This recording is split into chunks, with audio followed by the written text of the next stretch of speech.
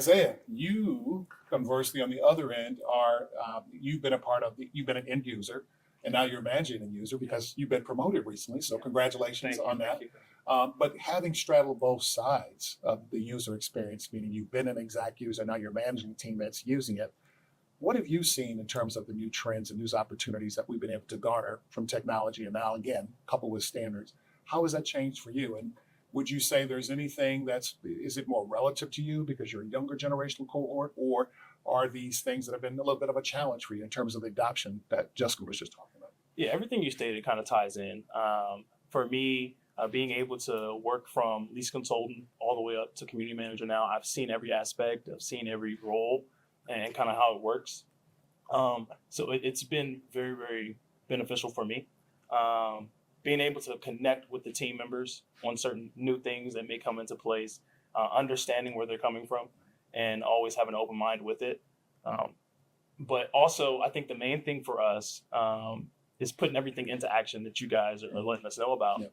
And like I said, having an open mind. But the first thing that we always have engagement on is prospects and generating that communication initially as soon as they step foot through the door, or when they just put the tour into schedule with us. So sending that engagement is that personalization, right? Yes. We want to know right away, like, you got my info, you care, Exactly. you're interested, you're following up. Exactly. And then now you get to that communication. Yeah, side. exactly. So having those things in place, like on our website, like bots or different tools that can alert us and let us know, hey, this person's interested, giving us, hey, they're interested in a one bedroom, giving us that general information helps us to say, okay, we can generate that personal relationship with the prospect and then quickly assist.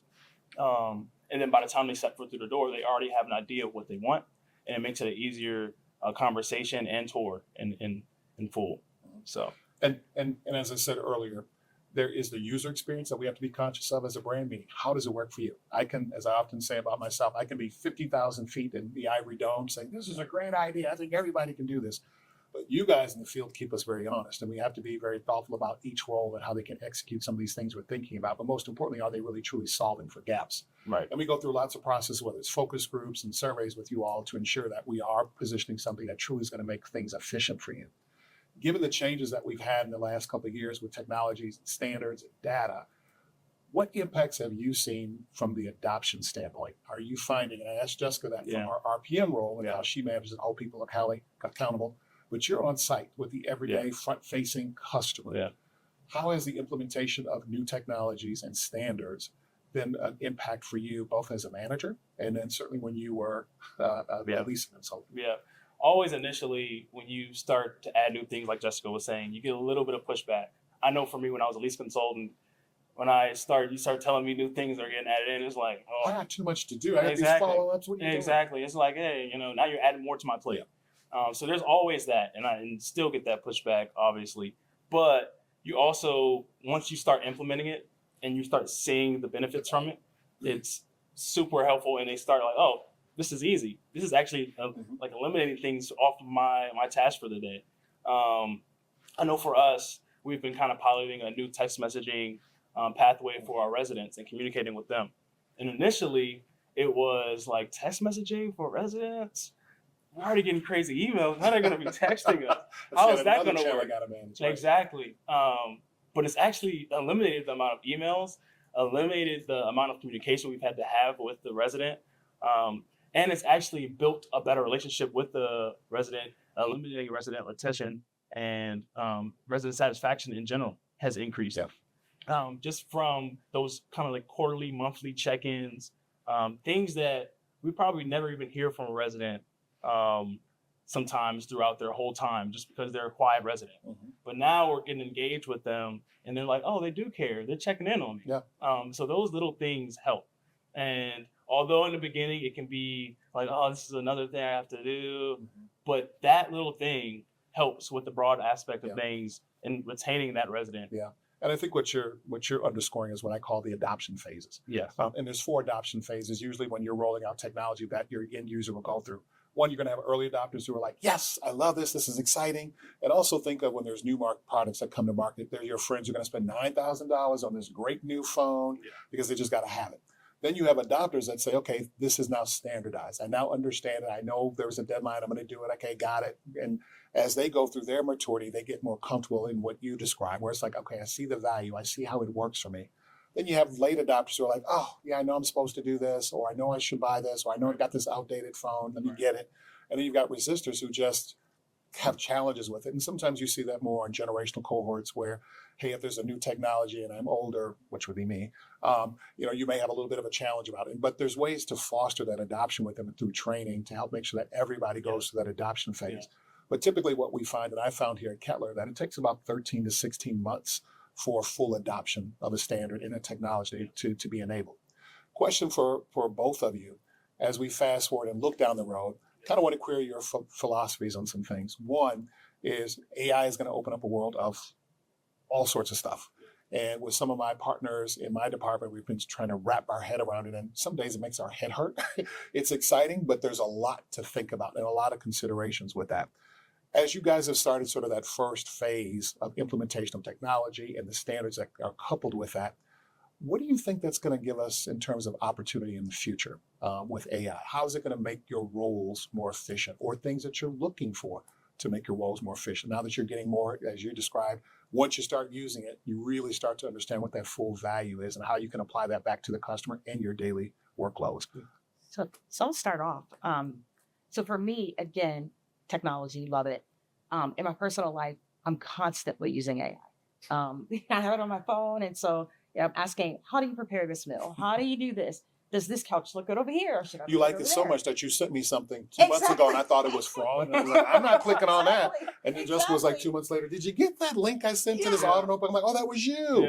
Yeah. So it's great. And I think, the part that I see with AI that I think could be beneficial for my role particularly is AI has that unique ability to be able to quickly process tons of information, and it can create from that information that it processes, it can create ideas or thoughts or suggestions or recommendations. And so I always think that it would be really, really nice to be able to say, okay, let me load in some information into AI, and then it can spit back to me some ideas or thoughts or things, so that I have ability to see kind of, you're not going to always take the suggestion. Obviously, it's AI, and as humans, I hope we're smarter than it. But I guess the verdict's still out on that. But it's nice to be able to see just a non-emotional response from it. So that's what I think. And kind of help you formulate if you have to write, let's say, a communication to a resident or communication to the team. It helps advance that opportunity to do that by reducing time, but then also having the tone and sort of the narrative that you want. Still, there's lots of guardrails that we have to, be programmed around, and that's where you have to choose the right vendor to work with on that. But still, I think what you're describing is how do we, particularly in a content-driven environment, how do we sort of shortcut that by having, these tools? Yeah. What about you, Isiah, from your perspective? For me, like you were saying, eliminating time. And time seems to be the one thing we chase, right? Yeah. In our industry. Yes, and getting that right now response, because that's what the prospect wants. They want an answer right now. Yeah. And so, although we might be doing so many things, having AI step in to kind of help out and assist with that is crucial. And also, with AI, it helps so much with generating that relationship with the prospect and the resident. Well, it's generated because we're responding to them in a timely manner. And I think we all know the baseline of if you don't get to somebody in 24 hours, what happens? They fly away. Exactly. But then I think there's also, more importantly than that, it's the personalization. People want to know that you're being responsive, that you're there. And it's an early indicator of what that experience is, potentially an early indicator of what that experience is going to be like at that property and with that specific brand. Is what I think I'm hearing you describe. Just say, for instance, you're stepping away from the desk and you're on a tour right now. You get a call from someone, but AI stepping in, answering those general and basic questions, so that when you get back to the desk, you're able to email that prospect, letting them know, hey, I got your call. These are the things that I can lay out for you. This is some things that you may be interested in, rather than maybe them calling and then they just move on to the next site or the next building. Yeah.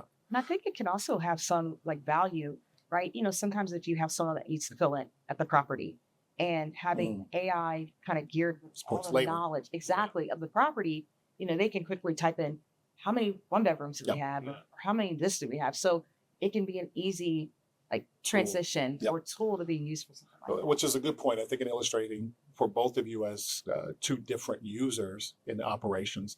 One for you, as we all are addressing labor. Every market has labor shortage, and so how do you fill those gaps? Whether it's with team members from sister properties or from a temporary agency, how does AI help forward and fill those gaps very quickly, where we don't have to orientate, train on basic, job function? So for you as a leader in the organization, that's one case use. Certainly for you as a frontline leader, how do we manage all the content that we have to do in terms of responses, whether it's post, whether it's communicating directly with residents or prospects or otherwise? The last question on philosophy that I have for both of you is there anything to be afraid of? You read. I'm starting to read a lot out there where people are starting to question and kick holes into AI. Do you guys ultimately see it as a long-term benefit for us universally, or do you still think there's some scary concerns that we need to be thinking about?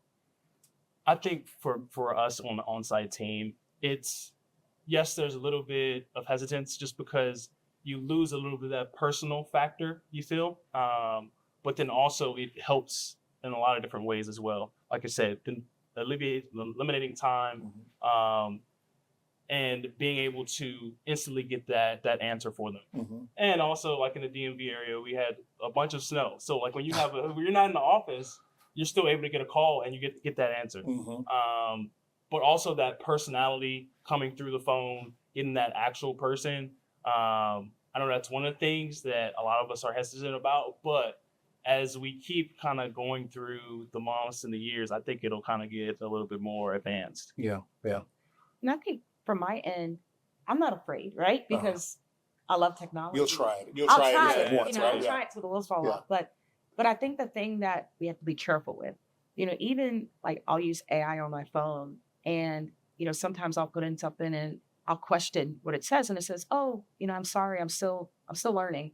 I still have to be trained on that." And so, I think that's the part that could cause challenges because, as the human running the AI, you have to know when to say like, okay, this doesn't seem like there's a glitch. As they call it, hallucinating. Exactly. And part of that is that you're right. The system, much like we did with our bot, has to learn what kind of questions, what you're asking, what is the consumer asking, and what's the relevant questions for them. So there is some nervousness, rightfully so, of what the governance looks like around that. Not to mention fraud and other things, too, that you also have to still maintain that consciousness of with firewalls and all that kind of stuff. Still exciting, great stuff, but still someone has to be, sort of the stakeholder, if you will, in making sure that all those governance things are in place, so that we can safely, use those tools. Yeah.